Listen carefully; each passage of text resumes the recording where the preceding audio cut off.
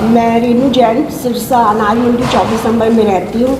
मेरी mummy teacher थे, family में मैं और मेरी मम्मी थे। 2021 में मम्मी का देहांत हो गया। मैं उनकी इकलौती बेटी हूँ। वो 2004 में रिटायर हुए थे और 2005 में हमने प्रदीप जैन ने हमें काला वाली देसू रोड पर एक ज़मीन दिलाई थी 650 गज।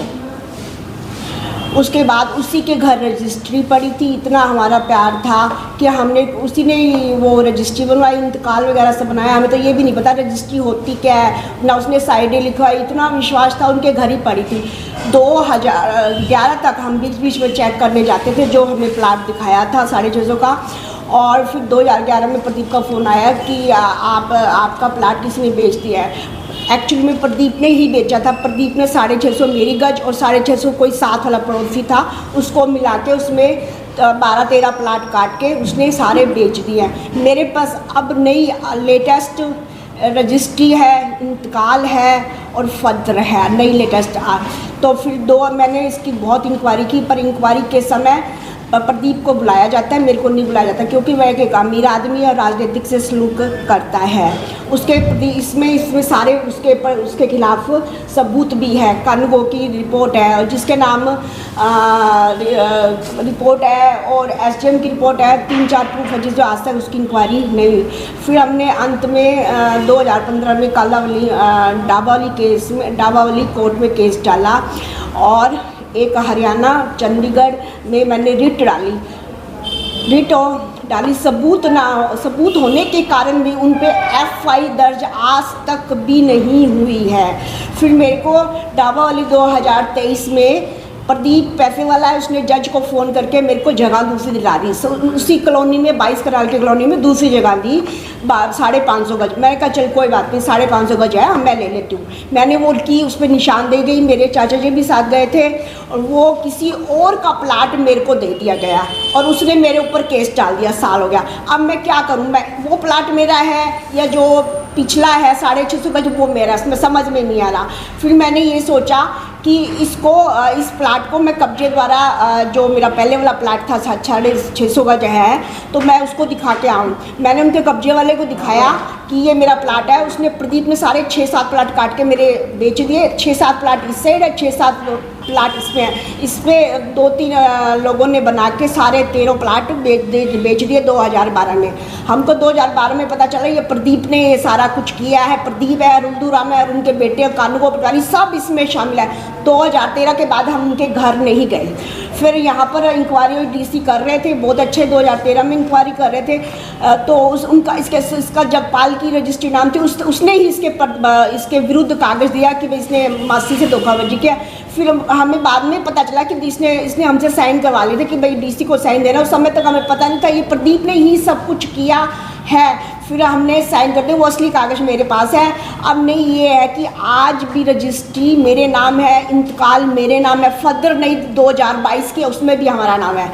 बाहर तो शो कर रहा है कि सारे कागज़ की ज़मीन है, अंदर ज़मीन बेच दी गई है, उस पर एफआई दर्ज नहीं हो रही। क्या बात है, हम कहाँ जाएँ? कानून में अकेली लड़की हूँ और ये 2000 में गरीब हो गए थे। 2000 में गरीब हो गए थे। मेरी मम्मी ने इनको 4 लाख रुपए दे के सहायता की इनकी। ये सड़क पर आ गए थे प्रदीप जैन और इसकी पूरी फैमिली। तो मम्मी ने इनकी सहायता की। वो हमारे ब्याज के थ्रू 7 लाख रकम बन गई। उसने मुझे 7 लाख नहीं दी, रकम दी। उसके बदले मेरे को ज़मीन गई है पास में दिला दी। वो भी ज़मीन मैंने बहुत मुश्किल से बढ़िया। ये आदमी एक फ्रॉड है और झूठा, और जिसने एक लड़की और माता पिता से धोखा किया अपनी मासी बनाकर, इसके विरुद्ध एफआईआर दर्ज होनी चाहिए और मेरी पूरी ज़मीन दिलानी चाहिए। मैं यही कोशिश करती हूँ कि मुझे कानून का सहारा मिले और मेरी एफआई दर्ज हो और मेरे को मेरा प्लाट दी जाए। बस इतना ही कहना चाहूँगी। मैं इसके बारे में थोड़ा सा बात कहना चाहूँगा और इसलिए कहना चाहूँगा कि जब ये प्लाट अलाट हुआ, वहाँ जो भी अधिकारी आए अलॉट करने के लिए, निशानदेही देने के लिए, वो जानबूझकर किससे पैसे लिए, किसने दिए, उसकी वजह से वो सही जो है अलॉटमेंट नहीं हुई, जिसकी वजह से और ये परेशान हो रही है। और आज तक इतनी लिटिगेशन में पड़ने के बावजूद भी, कचहरी के धक्के खाने के बावजूद भी इसको जो है न्याय जो है मिल नहीं रहा। तो जो कंसर्न जो भी अधिकारी हैं इस बात को नोट करें। अगर वो एक गरीब जिसके माँ बाप नहीं हैं कहीं भी अप्रोच नहीं कर पाती और दूसरा आदमी अप्रोच कर पाता है और उसकी वजह से ये परेशान है, तो ऐसा नहीं होना चाहिए। ये व्यवहारिकता भी नहीं है और ये सरासर जो है अन्याय है। और एक बात और कहना चाहूँगी, जो हमारे कब्जे वाले आदमी गए इनके पास कि भाई वो ज़मीन है बेचने के लिए, तो इन्होंने मेरे और 2013 के बाद हम इनके घर नहीं गए। असली रजिस्ट्री इनके घर ही पड़ी है अभी तक, हमारी असली रजिस्ट्री इनके घर पड़ी है और इन्होंने हमारे झूठे मम्मी और मेरे दस्तावेज पे साइन करवा रखे हैं। ये नहीं पता क्या कागज़ है, कुछ नहीं है। अगर आप ये सोचो मैंने दस्तावेज पे मम्मी और मैंने साइन किए होते तो मैं 8 साल से डबल धक्के क्यों खा रही हूँ, इतनी परीक्षा और इतनी कठिन तैयारी क्यों कर रही हूँ। हमने कोई साइन नहीं किए कागज़, मेरी मम्मी और मैंने, इनके इन्होंने फ्रॉड कर रखे। मुझे पूरा अन्याय दिया जाए और मुझे प्लीज़ आपके हाथ जोड़ के प्रार्थना है मेरी आवाज़ उठाई जाए। और वो जो प्रदीप ने झूठे साइन और मेरे और मेरी मम्मी के कर रखे हैं कि हमने इसको प्लाट देने का, बेचने का इसको वो दे रखा है, ये बिल्कुल ही झूठा है। ये रजिस्ट्री इंतकाल फर्दर नए हैं, अभी निकलवाए हैं और ये सब कुछ बोल रहे हैं। इससे ज़्यादा मैं क्या बोलूँ। मैडम प्रदीप जैन है, वो आपके ब्लड रिलेशन में है? डॉक्यूमेंट दिखा दे, कंसर्न डॉक्यूमेंट सही है। वो मेरी मम्मी के मामा जी का धोता है, रिश्तेदार पड़ता है हमारा। कितनी पूंजी का आपने प्लाट लिया था? हमने उस समय 4 लाख इसको प्रदीप को दिए थे और इसने करोड़ों का 2013 में हमारे सारे प्लाट बेच दिए। नहीं, अब अगर आपकी इस पे सुनवाई नहीं होती तो आगे आपका क्या स्टेप रहेगा? मैं कोई ना कोई स्टेप उठाऊंगी। मेरा कोई भी सहारा नहीं है जीने का, मेरे पास यही एक प्लाट है। मैं कहाँ जाऊँ? मुझे मुख्यमंत्री से और सब अधिकारियों से प्रार्थना है कि इसके प्रति FI दर्ज की जाए और इस केस की पूरी इंक्वायरी की जाए। सच क्या है, सच सामने लाया जाए। अगर आज ये बात है तो शुक्र, मेरी मम्मी की मेरी पेंशन बंद गई है, मैं अपना गुजारा कर रही हूँ। थोड़े मेरे चाचा जी वगैरह सब मेरे से हेल्प करते हैं, इसलिए मैंने आवाज़ उठा ली। एक गरीब आदमी तो बिल्कुल नहीं मारा जाएगा। और मैंने 48 साल अपने जीवन के धर्म के सिरसा को दिए, अपने धर्म पे रिश्ता निभाया। अगर मैं अभी तक सीधे रास्ते तक ना चलती, अगर उल्टे रास्ते में चलना होता तो मेरा प्लाट कब का निकल जाता। इसलिए प्रार्थना है कि मेरे को न्याय दी जाए, आगे कोई भी ना मैं आपराधिक ना बन सकूं। मेरा एक ही प्लाट है, जीने का सहारा है ये मेरा, और मेरी उम्र 38 साल हो गई। अब मैं इतना नहीं घूम सकती हूँ। बस यही कहना चाहूँगी, मुझे न्याय दीजिए। आपने कहा कि कोर्ट में मामला है, तो कोर्ट का कोई अभी तक निर्णय आया?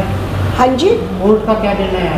कोर्ट का निर्णय आया था। हमें 22 कनाल की जो ये एक बनी हुई थी पूरी कॉलोनी, उसके अंदर किसी और की मुझे जमीन दे दी 550 गज। गलत अलॉटमेंट कर दी, गलत allotment जानबूझ कर के दिया। इंटेंशनली तंग करने के लिए वो कार्रवाई गलत हुई। और उसके खिलाफ भी ये कर रही है, लेकिन उसमें भी न्याय नहीं मिल रहा।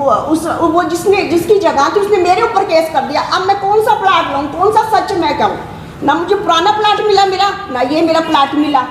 मैं चाहती हूँ प्रदीप जैसे जो इतने फ्रॉडी आदमी, और ये आज मैंने कॉन्फ्रेंस की है ना, ये कल अब करके क्या दिखा देगा, मैंने तो कुछ किया ही नहीं किया। तो ये कागज़ तुम्हारे तो कैसे आ गए तेरे सारे? तहसीलदार की रिपोर्ट है, कानूनों की रिपोर्ट है, इसमें सब वो है। और कागज़ कैसे बोल रहे हैं? रजिस्ट्री, इंतकाल और नई फदर में हमारा नाम है, आज भी मेरा नाम है। मैं ये चाहती हूँ बिल्कुल मुझे न्याय मिले। अगर मेरे को न्याय नहीं मिलेगा या तो मुझे हो सकता है कि कोई आपराधिक ना मैं बन जाऊँ या कोई ऐसा रास्ता अपनाऊँ जिससे समाज में मेरा नाम ना खराब हो। कृपा करके मेरे से ये 48 साल जो मैंने जीवन के बिताए हैं, मेरे ऊपर कोई FI दर्ज भी नहीं है। मैंने सीधा कानून का सहारा एक लड़की होकर लिया है और देश और भारत का नाम रोशन। आज मेरे कारण और लोगों को भी इंसाफ मिले कि जिससे मेरी प्रक्रिया हो इस केस की मुझे। और जिन्होंने ये किया है, कानून को पटवारी, तहसीलदार, कानून जिन्होंने बाहर तो शो कर रहा है जमीन है और अंदर है नहीं, कितनी बड़ी बात है, कितनी बड़ी बात है। कानून को कोई प्रक्रिया नहीं है। मैं चाहती हूँ मुख्यमंत्री तक मेरी आवाज़ पहुँचाई जाए, प्रशासन तक मेरी आवाज़ पहुँचाई जाए, जिसने ये किया है FI दर्ज की जाए और मेरे को मेरी ज़मीन दिलाई जाए। आपने कई बड़े अधिकारियों पे आरोप लगाए, इसके बाद जुडिशरी भी आरोप लगाया कि प्रदीप ने जज साहब को फोन किया। हाँ जी, करवाया। आपके पास कोई प्रूफ है? नहीं, प्रूफ नहीं है, मेरा अंदाजा है। क्योंकि मैंने जज को बोला भी था, मैंने जज को बोला था कि आप ये मेरी ज़मीन नहीं है, आप मुझे किसी और की क्यों ज़मीन दे रहे हो? पर जज ने नहीं सुना, मुझे दे दी वो, और किसी और उसने केस मेरे ऊपर अब कर दिया। अब केस चल रहा है, अब मैं क्या करूँ? कौन सी ज़मीन मानूँ? मैं वो मानूँ, ये मानूँ? आज लड़ते लड़ते 15 साल हो गए, मेरी भी उम्र होगी 48 साल। मैं कहाँ जाऊँ? नहीं तो मुझे उल्टा रास्ता अपनाना पड़ेगा फिर।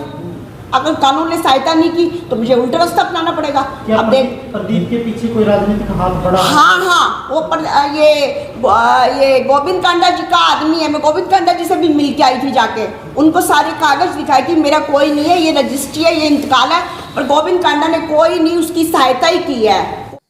आज एक रेणु जैन ने मेरे खिलाफ एक प्रेस कॉन्फ्रेंस करी है। आज के बाद मेरा रिश्तों पे विश्वास उठ गया। विश्वास तो 2013 में ही मेरा उठा दिया इसने। क्यों? मेरे ये रिश्ते में मासी की बेटी है, इन्होंने मेरे साथ इतना बेइंसाफी करी, मेरे को हर एक जगह पे बदनाम करने का इसने काम किया। और इसने एक यहाँ पे कल प्लॉट लिया था 1 लाख रुपए में, 1 लाख रुपए का प्लॉट लेके इसने रख दिया। 2005-06 में इसने प्लॉट लिया था और 2012-13 में कोई बंदा इसके प्लॉट पे कब्जा करने गया, तो मैंने इनको बता दिया ये मेरा गुनाह था। लोगों ने इसके प्लॉट की पे कब्जा कर लिया। प्लॉट पे मैंने जब इसको बताया कि मासी तेरे प्लॉट पे लोग कब्जा कर रहे हैं, तू आके अपना प्लॉट संभाल। बोली प्रदीप तू 4 दीवारी करवा दे। मैं कहा पैसे भेज दे, 4 दीवारी तू आ जा, मैं साथ में तेरे साथ चला जाऊंगा, मेरा लड़का साथ में भेज दूंगा, तेरी 4 दीवारी करवा देंगे। बोली ना ना तू तेरे पैसे से करवा दे। मैं अपने पैसे से क्यों 4 दीवारी करवा दूं, और मेरे को क्या जरूरत पड़ी है इसकी 4 दीवारी करवाने की। ये साथ में आएगी, मासी भांजे का रिश्ता था तो मैं साथ में चला जाता, इसकी 4 दीवारी पे बैठ जाते, करवा देते। पर इसने कब्जा होने के बाद मेरे पे झूठे आरोप लगाने शुरू कर दिए। प्रदीप जैन ने मेरा प्लॉट बेच दिया, ये कर दिया, वो कर दिया। ना तो मेरे उस खाता खतौनी में मेरे पास एक मरला जमीन भी नहीं है जो मैंने कोई बेच दी हो, मेरे या मेरे परिवार के नाम कोई जमीन हो। ये मेरे ऊपर झूठे इल्जाम लगा रही है। प्रदीप जैन ने वो प्लॉट काट के बेच दिया, ऐसे कर दिया, वैसे कर दिया। उसके बाद इसने पुलिस अधीक्षक को मेरे खिलाफ एक एप्लीकेशन दी।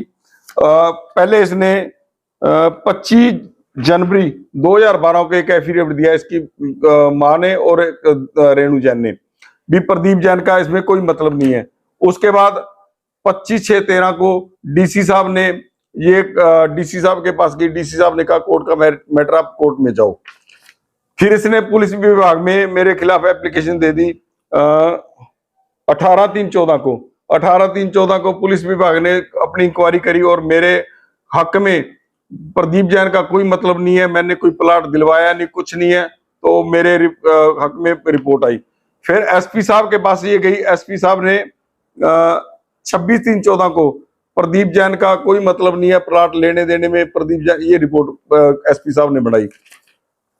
फिर कालावाली पुलिस को, एसएचओ कालावाली को इंक्वायरी आई। एसएचओ कालावाली ने इंक्वायरी करके भेजी 31/3/15 को, ये मेरे हक में आई। उसके बाद इसने 2018 में मेरे खिलाफ हाई कोर्ट, माननीय हाई कोर्ट चंडीगढ़ में मेरे खिलाफ एक रिट डाल दी। तो उसका फैसला 5 साल बाद 6/7/2023 को मेरे हक में आया।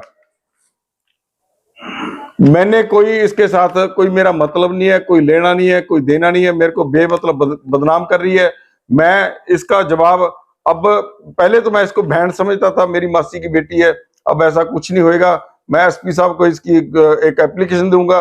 ये मेरे को झूठी ब्लैकमेल कर रही है और मेरे को ब्लैकमेल करके मेरे को बदनाम करने का इसने षड्यंत्र जो रचा है, वो इसके खिलाफ मैं कार्रवाई करूंगा।